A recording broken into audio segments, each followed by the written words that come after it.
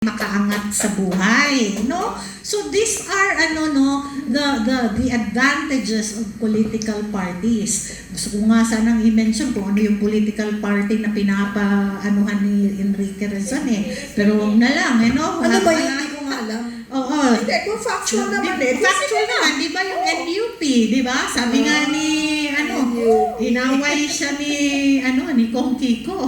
Kaya siguro na-expel si Kong Kiko dahil majority of the political party ay members of NUP ay mga kongresista at na-hurt naman yung kanilang benefactor nila na si big boss nila na si Enrique Razon dahil sinita, di ba? So natanggal at na-expel tuloy si si Kong Kiko. Pero alam natin na yung panindigan ni Kong Kiko ay may mahaba pang pangyayari. So ito yung mga mga kababayan, join political parties. But specifically, join PDP Laban, the only political party that has in its vision and mission intergenerational responsibility. Ibig sabihin, lahat ng gagawin po ng PDP Laban, nasa isip niya na ang mga ito ay programang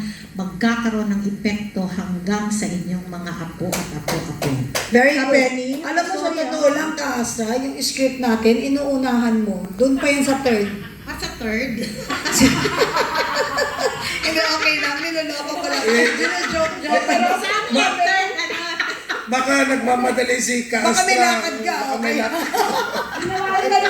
Pwede ka na nagtaga. Di ba dapat yung kaso ni BP, ginawa nila kapon number 1? Ganun? May sinasabi si Ka Iben. Hindi kasi susugan ko yung sinabi ni Ka Astra, no? Yung bakit lahat ito kasama sa politika. Tinan nyo to ha, tinan nyo. Yung Universal Healthcare Act, kung saan lahat ng Pilipino, kahit na anong antas mo sa buhay, ay automatic enrolled na sa PhilHealth. Correct? Correct. Yan ay isang batas. Correct. Now, ang budget, ang pagpasa ng ating budget ay isang batas din. Correct? Pero, sino ang nagpasa ng Universal Healthcare Act? Tatay Digong, PDP Laban. Sino yung mga nakaupo na tinanggal yung budget sa PhilHealth? Walang PDP Laban sa Kongreso, maliban sa isa. So, hindi ko masasabi na PDP ang nagtanggal ng panukala na mabigyan. Sino po yun? si Kong Sherlyn, Banyas, pinapalakpakan niya. ng General Santos City. Meron tayong kailangan bigyan ng clarification. Kasi itong pinag-uusapan natin, hindi tayo kailangan magkaroon ng reservation. Make sure na kung PDP handa ka sa mga susunod na kaganapan at mangyayari sa buhay mo. When you stand firm for what is right, be prepared. And I think Astra is ready na po. May balak kaya pa isuko ako. Kasagasa. Sagasaan ako. From the very beginning. Gagawin mo pa akong alay. Kasi po, very fierce Ang stand niya po is, nakakapag-mention talaga siya ng name. Kasi totoo naman po, ito po ay naka-publish ng mga dyaryo at lantad na talaga ang katiwaliang kanilang kinakalat sa ating bansa. At sabi nga nila, walang magiging alipin kung walang magpapalipin. Kaya nga po mga kababayan, bakit binibigyan natin ng diin ang ating partido at ang nalalapit na General Assembly? Bakit mahalaga ang July 25? Para sa kinabukasan po ng lahat.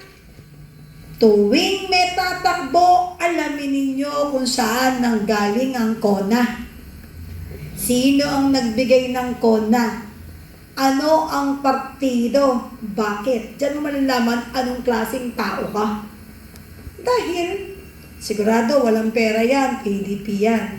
Pero ang paninindigan yan, tumakbo yan, hindi para sa sarili, kundi para sa bayan, para sa Pilipino, at hindi para sa kanyang kung anuman agenda meron siya. So, moving forward, bakit dapat manatiling nagkakaisa ang PDP laban sa gitna ng usaping? Ito na pinakaantay ng mga chismoso sa harap natin. Ayan. Alam ko naman na yan. Kasi bilang Pilipino at bilang PDP, we are proud to say that we will support ang ating Vice Presidente because we can see talaga yung future ng Pilipinas talaga dapat magsusuko. Dapat tulungan at suportahan. Bakit? Buti nga may naninindigan para sa bayan. Ang lakas talaga ng dating. Nagkagulo na naman ang Senado kahapon. Rockstar na rockstar ang dating. Busit na naman sila.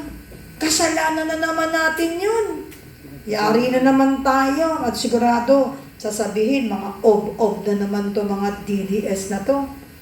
Kung pagiging ob-ob ang sumuporta sa taong may tunay na tapang at malasakit sa bayan, ob-ob ako. Ob-ob tayo. Ob-ob tayong lahat. At syempre, bakit kailangan magkaisa ang PDP sa gitna po ng laban or sa gitna ng impeachment issue at iba pang mga national issue? Yan ang susunod nating katanungan sa atin pong mga guest ngayong umaga. And to push ang ating pong tanong at magkaroon talaga ng sagot, of course, kailangan marinig natin to mula po sa ating AD Joy and Cabo. AD Joy, bakit kailangan manatili ang ating pagkakaisa sa gitna ng mga sunod-sunod na mga issue, particular po yung issue tungkol po doon sa impeachment trial kung saan nandoon po ang ating sinusuportahan ng PDP, no? Si VP Sara Duterte. Unang-una, we will look at the characteristic and the nature of PDP. Now, based on the fifth principle, yung participatory and consultative democracy, the PDP advocates, a collective planning and decision making.